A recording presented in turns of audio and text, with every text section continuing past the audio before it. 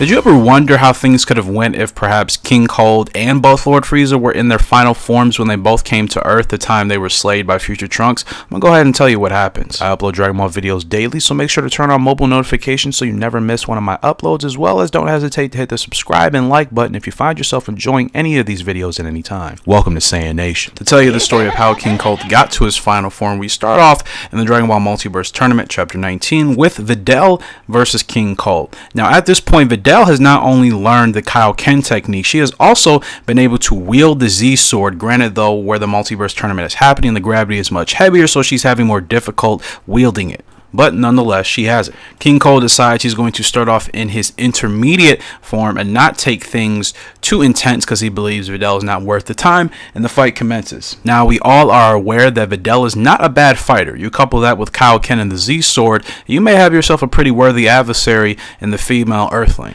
During this fight, at least for the first half of it, it appears that Videl's kind of getting the better of King Cold. She's getting off a lot of good attacks off. She's using Ki Blast, attacks that we have not seen her use in the canon universe, and she's doing pretty good, or at least it seemed that way. But realistically speaking, after she's done with her onslaught of attacks, we notice that King Cold is not actually affected and is hardly damaged by anything she's done. So in the midst of all these attacks that have been rendered useless, all of a sudden, you know who pops out?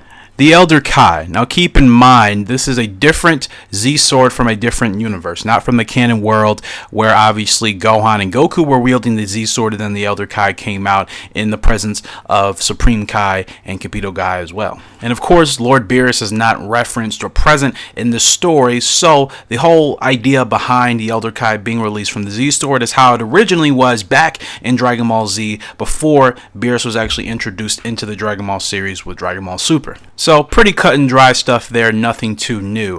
Videl obviously needs a really quick power boost to deal with King Cold and his substantial strength, and Elder Kai obviously butts in and says he can help, obviously make Videl stronger and increase her power. And he says, will she accept? Videl interrupts him and automatically says she accepts, not even allowing Elder Kai to finish what he was saying. So then she asks how long it will take, and he says about 10 hours. And of course, she drops her jaw, her eyes are wide open. She's like, 10 hours. A huge explosion happens after all of this, and before you know it, King Cold has reached his final form in the midst of Elder Kai being released from the Z Sword and kind of being distracted with Videl trying to get her power to obviously rise up to his level.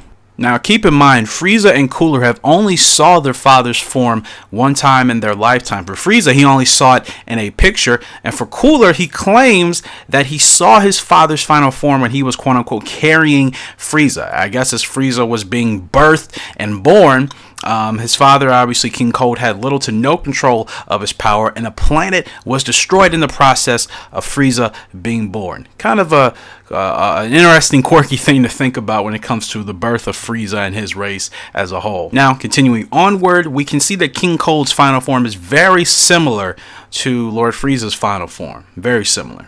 And Piccolo points out a pretty good fact here, that neither Trunks or Goku would have been able to beat King Cold if he had this form when he attacked on Earth, along with his son Frieza, of course, at the beginning stages of the Android Saga.